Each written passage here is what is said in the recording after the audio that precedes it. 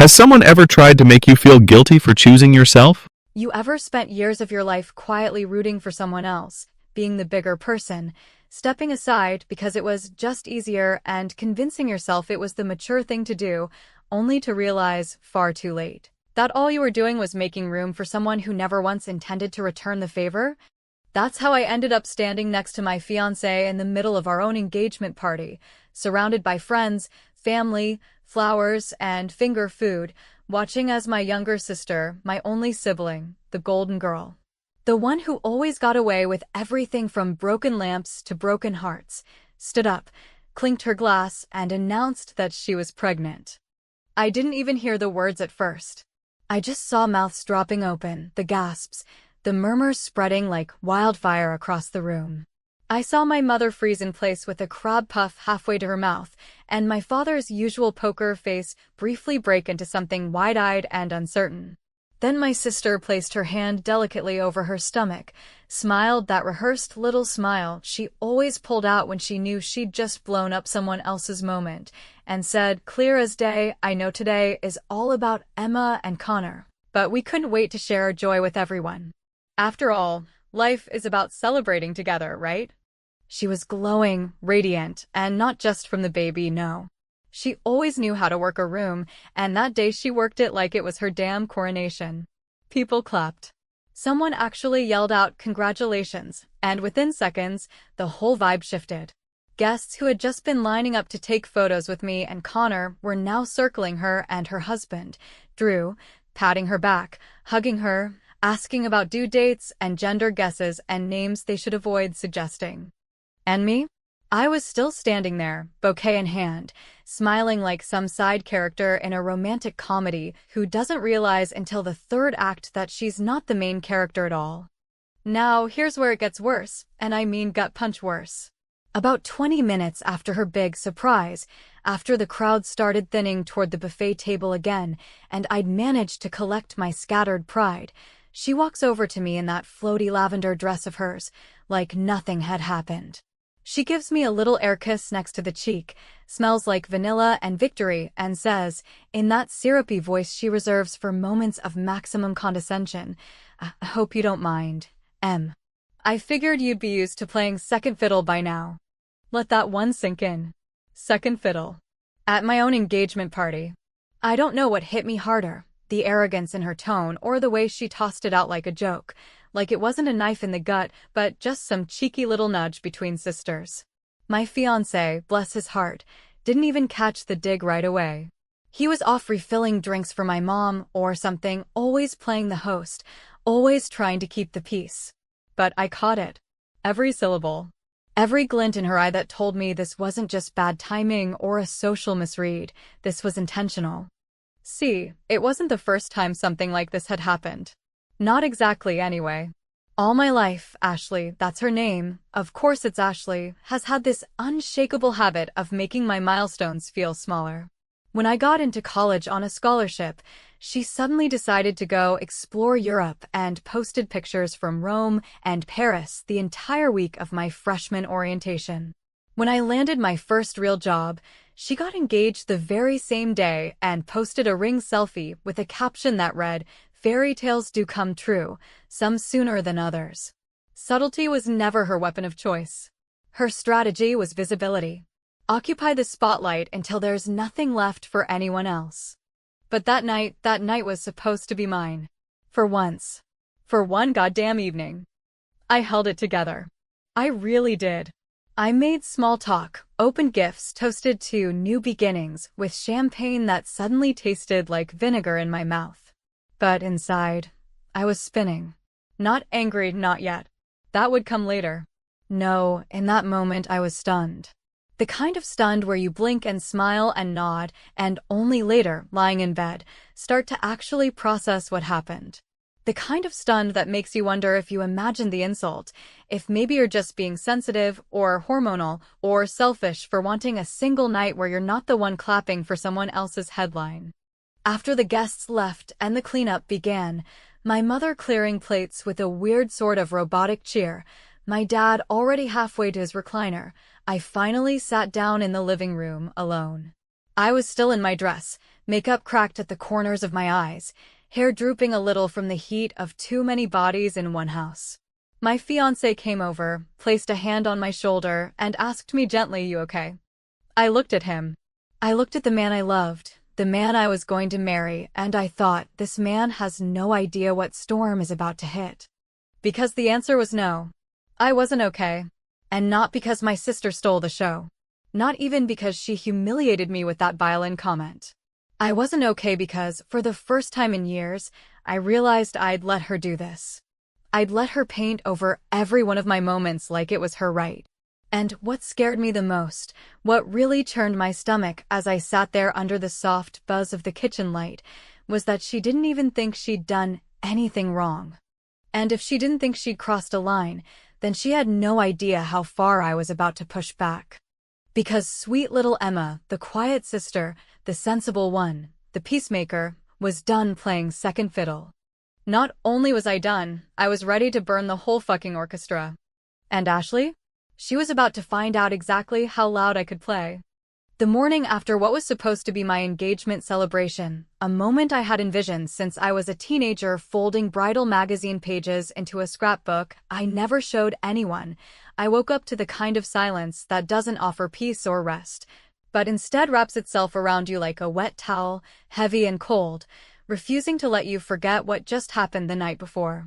The sunlight came through the blinds in streaks I usually found comforting, but that morning it felt harsh, like it was exposing all the cracks I had carefully covered with a forced smile, clinking glasses, and the fake laughter that got me through those 3 long hours.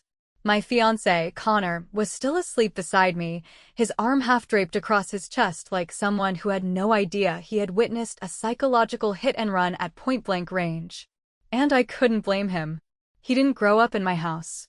He didn't learn to flinch when Ashley walked into the room with a compliment wrapped around a blade.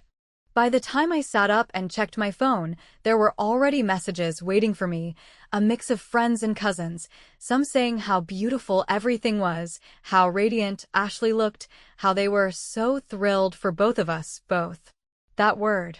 As if my engagement and her pregnancy existed on the same plane, as if we were co-starring in a show I didn't even audition for.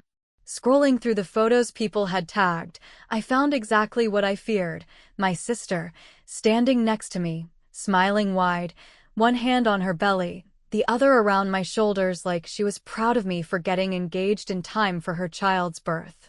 In some pictures, I looked happy. In others, I looked background. A decoration. A guest at my own party. I should have deleted them right then and there, should have taken a long shower and let it all slide off my back like I always had. But instead, I stared at one particular photo, the one where she was leaning toward me mid-whisper, just before she made that second fiddle comment. My face frozen in a smile that hadn't yet processed the insult. And I felt something shift inside me. Something old, yes, but something that had never quite turned this sharp before.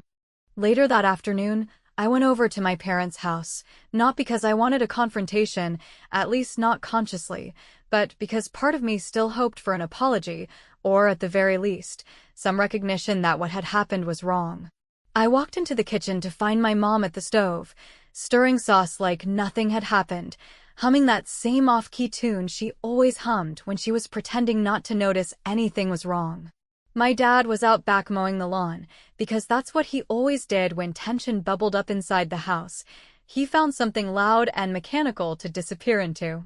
I stood there for a moment, waiting to be acknowledged, until finally I asked, "Can we talk about what Ashley did last night?" My mom didn't even pause the stirring. She didn't mean anything by it, honey. She was just excited. You know how she is.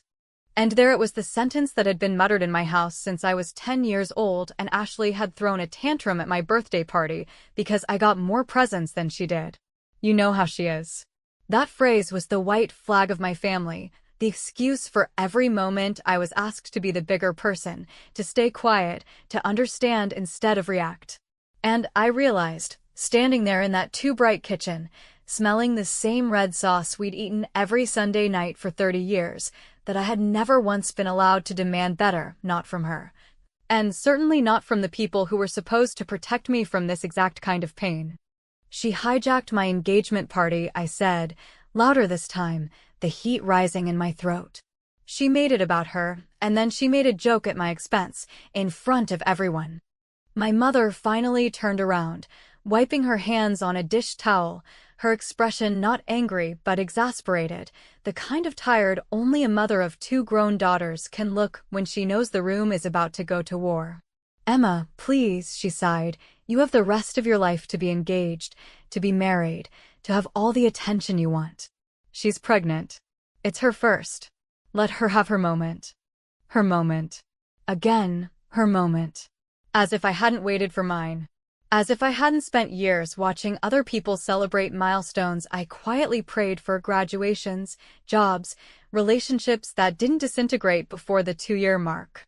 As if I hadn't stood by Ashley through every single one of her self-inflicted crises, the Vegas elopement she didn't tell anyone about until the divorce papers came in, the real estate license she got and promptly let expire, the 3-month yoga influencer phase that ended with her calling me at 3 a.m. sobbing because a brand unfollowed her.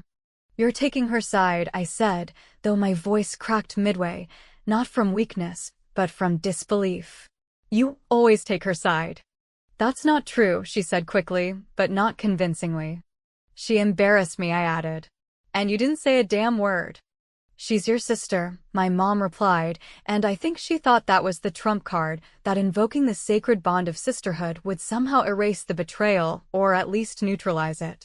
But she didn't realize that sentence only worked when both sisters were playing the same game. Ashley and I?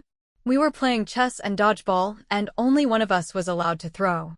I left the house not with resolution, not even with clarity, but with the kind of slow-burning anger that doesn't make you throw plates or punch walls, but instead follows you through your day like a shadow you've learned to feed. I went home, sat at my laptop, and opened my wedding planning spreadsheet. I stared at the date, mid-May, a nice Saturday that we'd chosen because it didn't conflict with any other family events. But then I opened a new tab. I checked Ashley's social media.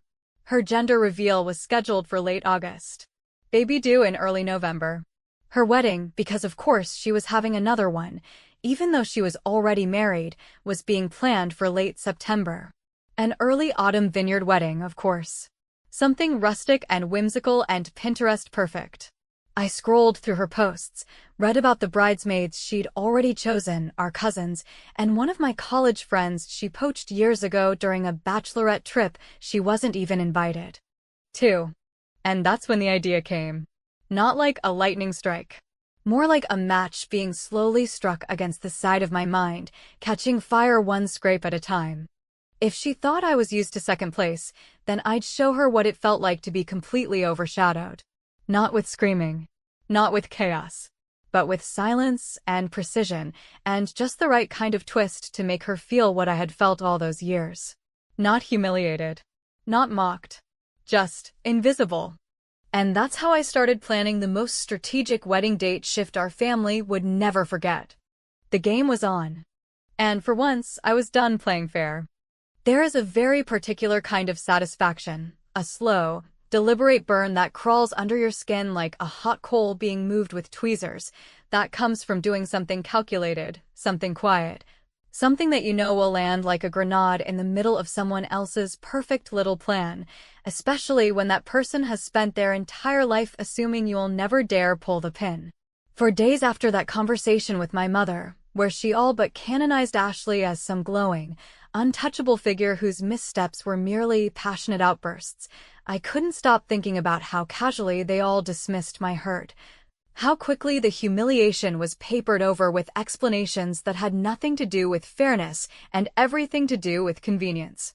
I sat at my kitchen table every morning, staring at my wedding folder, flipping through vendors and color palettes and floral arrangements like it still mattered, like I was still planning the day I had once dreamed of, but the truth was, the joy had been drained out of the process the second Ashley made herself the headliner of my engagement.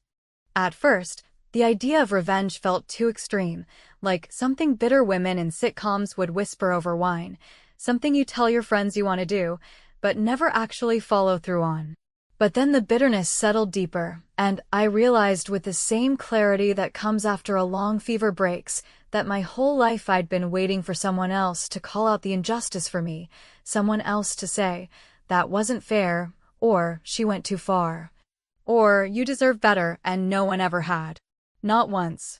So maybe it was time I stopped hoping for defenders and started building my own damn shield. And sword. I didn't tell Connor at first, not because I was hiding it from him, but because I needed to sit with the idea long enough to make sure it wasn't just emotional static. I needed to test the taste of it in my mouth, let it roll around in my thoughts, not just as an impulse, but as a strategy. I started looking at venue calendars again, checking what was still available in the late summer and early fall. I knew Ashley's date, she hadn't shut up about it, and I also knew how important it was to her that it be the first wedding the baby sees from the outside, not the inside. Which was her way of justifying why she was dragging us all through another white lace fantasy even though she'd already done it once, albeit in Vegas and allegedly barefoot. When I saw that our original venue had a cancellation for the exact same Saturday she had booked, same time, same season, same everything, something in my stomach twisted, not in guilt, but in anticipation. I reached out to the coordinator, confirmed availability, and locked it in. No dramatic calls, no big declarations. I just moved the date. Simple. Clean. Lethal. The next part, the announcement, had to be handled with precision. I designed new invitations with a smile that barely stretched across my face, choosing every detail with the obsessive care of someone preparing a meal for a guest she secretly loathes, but must impress. I even splurged on the heavyweight paper, had them sealed with wax like a goddamn royal decree. Then I mailed them. All of them. Every friend, every cousin, every plus one. Including the people I knew were also invited to Ashley's wedding. Especially them. I sent hers last. It arrived 2 days later, on a Thursday, when I knew she'd be home from her prenatal yoga class, another lifestyle shift she had embraced with full Instagram vigor. I sat in my living room, phone nearby, heart steady, not exactly excited but more alert. There's a unique kind of silence before a storm, the kind that crackles with waiting energy, like the sky itself is holding its breath. That's what it felt like. The phone rang at 3:17 in the afternoon. Her name flashed across the screen. I let it go to voicemail. She called again. Then again. And finally, she texted, "Emma. You need to call me right now." What the hell is this? I waited another hour. I baked cookies. I read 2 chapters of a thriller I no longer cared about. And then, finally, I answered her 4th call. Her voice, already cracked with disbelief, launched before I could even say hello. "Are you serious?" she spat. "You moved your wedding to the same exact day as mine?" I paused, as if I had to think about it. "Oh, is that your date too?" I hadn't noticed. There was a long, seething silence, the kind where you can practically hear someone grinding their teeth. "Don't play dumb with me, Emma. You know what you're doing." I just figured, since we're both celebrating such important milestones, and you were so excited to share my engagement party, it would be sweet to share a weekend. "You were being petty and vindictive, and honestly, I expected more from you," she snapped, the irony of which nearly made me laugh out loud. "Oh, you expected more from me?" I repeated, my voice sugar-slick but flat. "You mean like how you expected me to smile through your pregnancy announcement during my party, or when you joked that I was used to playing second fiddle in front of everyone we know?" "That was a joke," she hissed. "No, it was a message," I replied, the words finally ringing the way I wanted them to. "And here's mine. I'm done letting you be the main character in my life." She went off then, not just loudly but with that kind of spoiled rage only people who have always gotten their way can summon, claiming I was ruining her special day, how she couldn't believe I would sabotage her wedding, that I was jealous and bitter and trying to take something from her that she had earned. Earned. Like attention was something you accumulate through years of strategic narcissism. I let her scream. I let her pace around her castle of entitlement and panic. And when she finally wound down, voice ragged, breathing shallow, I said calmly, "You've never once made space for me to have a moment. This is me taking one back. If it's really a problem, you're welcome to change your date." Then I hung up. I sat back and stared at the ceiling for a long time, the adrenaline slowly leaking out of my limbs, leaving a strange emptiness behind. Not sadness, not joy, just the heavy, still air of someone who has finally, decisively stepped out of the corner she'd been pushed into for her entire life. I didn't tell Connor what happened right away. He would have tried to understand, and maybe he would have, eventually. But in that moment, I needed it to be mine. My call. My move. My war. The next few days were chaos, not for me, but for the family, who suddenly found themselves being forced to pick sides in a game they had all pretended didn't exist until now. Calls were made. Group chats exploded. My mother sent a long, emotionally manipulative email about how disappointed she was in both of us, but mostly in me, because I was supposed to be the one who knew better. Cousins who had RSVP'd to Ashley's wedding sent polite messages asking if it would be possible to attend mine instead, and her carefully curated guest list began to unravel thread by thread. She underestimated me. They all did. And now they were going to learn exactly what happened when the second fiddle stopped playing. What I hadn't fully anticipated, and perhaps that was the most naive part of me still clinging to the illusion that justice could exist without chaos, was just how deep the fracture would run once the invitations had landed and the implications settled into the minds of the people we called family, people who, up until that point, had always floated comfortably in the soft, neutral zone of "we don't get involved," but who now found themselves staring at two gold-foiled envelopes asking them, in no uncertain terms, to choose a side, even if no one said those words out loud. There's a reason people avoid confrontation, not because it doesn't feel good in the moment, because it absolutely does, but because the aftermath is messy, unpredictable, and slow to settle. Like dust in a room where too many things were smashed in too short a time.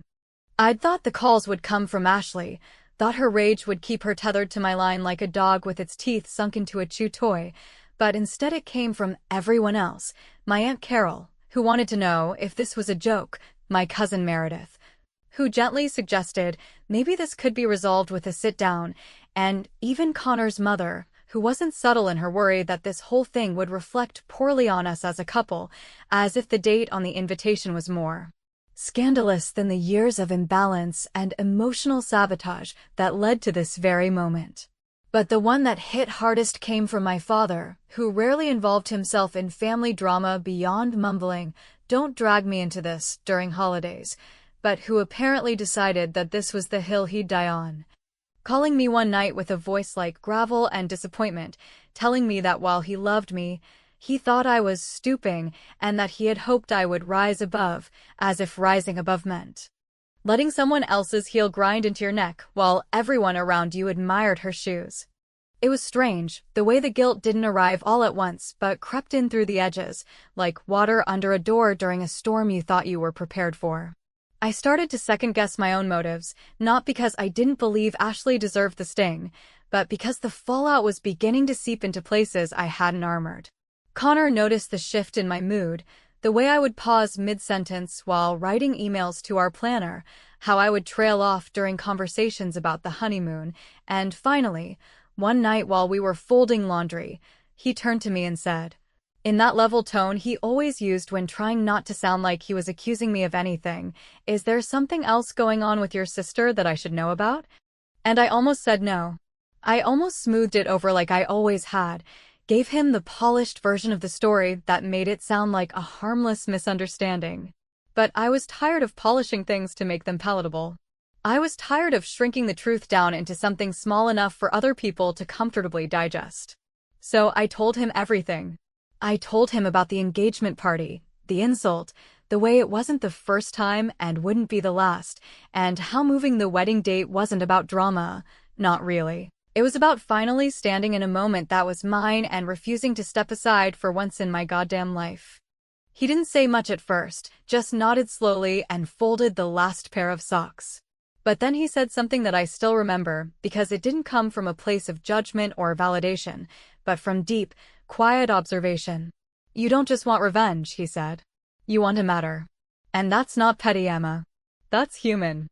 The next day, something happened that cracked the whole situation open even wider, and not in a way I expected.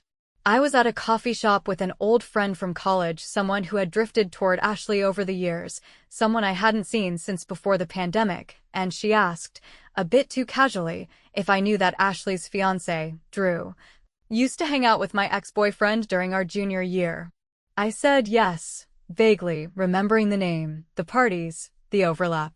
But then she leaned in and added, I always thought it was weird how flirty Ashley was with him back then. Especially when you two were having problems. That stopped me cold. I pressed her for more, trying not to sound like I was spiraling, but she shrugged it off, said she didn't have proof, just memories of seeing them talking too closely in dorm lounges, too many inside jokes for people who weren't supposed to be close. And suddenly I remembered a night, sophomore year, when I had been crying in my room after a fight with Chris, my then-boyfriend, and Ashley, who was just visiting, had disappeared for 2 hours and returned giggly and flushed, blaming it on a night walk and too much Red Bull. I'd believed her. I always believed her. But now? I went home and pulled up Drew's social media, scrolled back years, looked at old photos, old likes, and there it was, a comment on a photo of Chris, dated the same month he and I had broken up. From Ashley. Just 3 words, you clean up. No heart. No emoji. Just suggestion.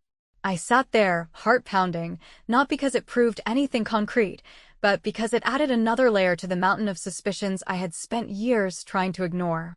She didn't just ruin my engagement party. She didn't just belittle me in public. She had, possibly, interfered in the one relationship I thought had failed on its own. And now I wondered, had she always wanted what I had? Or did she just not want me to have anything she couldn't control? The anger that surged then was different from the rage that had driven me to change the wedding date. This was colder, deeper, wrapped in betrayal I hadn't even realized I was carrying. And it made me realize something that both terrified and empowered me in equal measure. Ashley didn't just hurt me. She didn't just try to outshine me. She had been, in quiet ways and small acts, dismantling my life one piece at a time, and always with that same innocent smile. The wedding date change had been my first move. But now I saw that this wasn't just a petty fight between 2 sisters. This was a war with a history. And I had every right to keep fighting. Because the only thing more dangerous than a woman pushed too far is a woman who finally stops asking for permission. There is something almost surreal about standing in front of a mirror in a wedding dress, knowing that across town, at that very same hour, your sister is doing the exact same thing, and yet instead of feeling rivalry or bitterness or even anxiety, all you feel is a sort of eerie calm, the kind that only arrives when every choice you've made has led you to a point of no return and you've long since stopped questioning whether it was the right road to take. That morning, as the stylist fluffed my veil and my maid of honor fixed the strap on my heel, I watched myself in the mirror with the kind of detachment I'd once only associated with out-of-body experiences, as if I were watching a character in a film whose story I knew intimately, but whose ending I was no longer certain of, and maybe that's what growing up inside a family like mine does to a person. You live so long as the secondary plotline that when you finally arrive at center stage, you're not even sure if it's truly your moment or just another illusion crafted for someone else's entertainment. But as the makeup artist leaned in to smooth one last corner of eyeliner and whispered how beautiful I looked, not just beautiful, but peaceful, I realized something had shifted in me, and it wasn't just confidence or resolve. It was the full acceptance that I no longer cared who approved or who clapped or who whispered about me in living rooms and phone calls after the ceremony was over. For the first time in my life, I wasn't trying to win. I was just trying to live something that felt true. The guests arrived slowly, some more hesitant than others, and while the absences were noticeable, several cousins, one aunt, a few friends I knew had chosen Ashley's vineyard affair over mine, I didn't feel the sting I thought I would.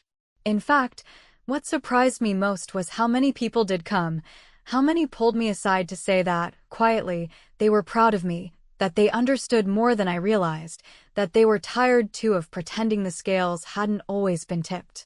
My father didn't come, though I had already predicted that after the terse conversation we had 3 days earlier, where he pleaded for reconciliation and I, calmly, without malice, Told him that I would no longer rearrange my life around the comfort of people who had never once rearranged theirs for mine. My mother showed up, dressed in a muted navy that felt more like mourning than celebration, and while she did hug me, her eyes didn't quite meet mine, and I could tell she still hadn't forgiven me for stepping out of the role she had written for me decades ago. The ceremony itself was intimate, stripped of performative tradition, and filled instead with moments that felt private even in public. Connor's vows, quiet and unshakable, the tremor in my own voice as I said mine. The way the air held still around us, as if giving us room to breathe for the first time without someone else's story swallowing ours whole. There were no grand gestures, no choreographed dances, no social media live streams. Just two people, choosing each other without permission or apology.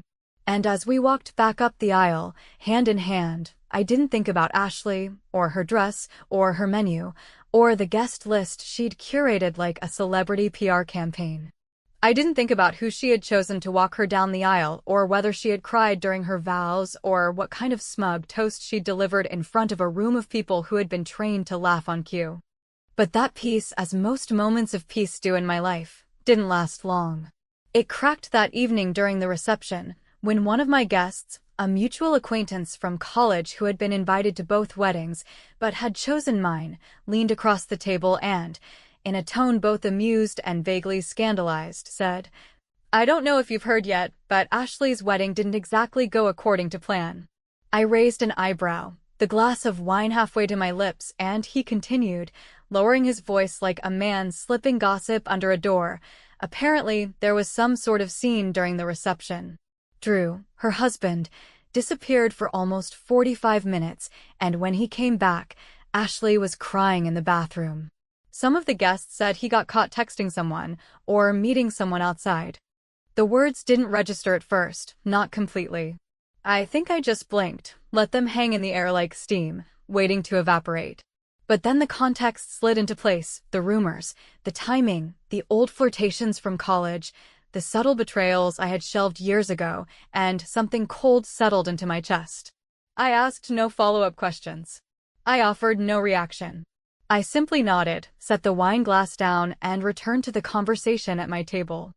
That night, long after the guests had left and the last of the candles had burned down to glass, Connor and I sat in the honeymoon suite, still dressed but barefoot, with cake in our laps and music playing low on a speaker in the corner.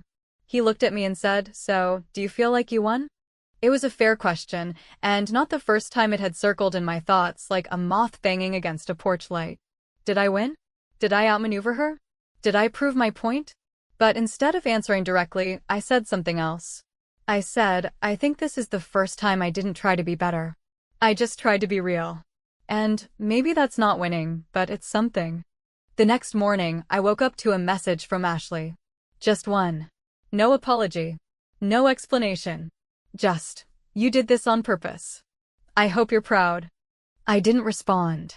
Not because I wasn't tempted, but because for once, silence felt more powerful than any reply I could send.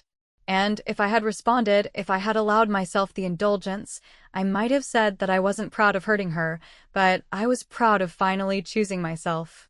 I might have said that this war wasn't when I started, but it was damn sure when I intended to finish on my own terms. I might have said that I didn't ruin her wedding. I just stopped shrinking mine. But I said none of that. And maybe that's the real ending. Not revenge. Not triumph. Not even justice.